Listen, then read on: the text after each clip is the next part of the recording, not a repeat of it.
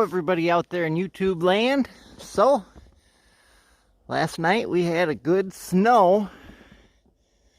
We got probably 3 or 4 inches, maybe 5. So I thought I'd come out and check the boiler, make sure we had enough wood in it for the next couple hours.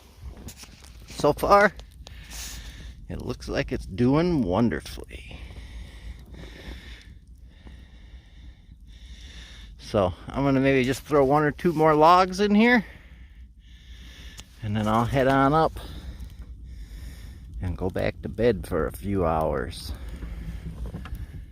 So we got the door gaskets working on the boiler. I ended up having to put in all new ones.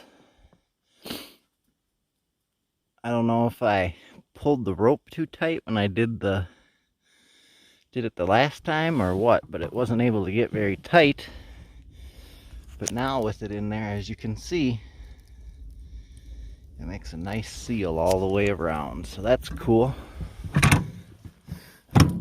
And then locks nice and tight. So I think there's enough wood in there. I'm not going to add any more. I'm just going to head on up and try to crawl back in bed and warm up and get a few more hours of sleep before I have to come back out. So that is the update on the homestead after the snowstorm. And coming to check the Heatmaster C150 outdoor boiler.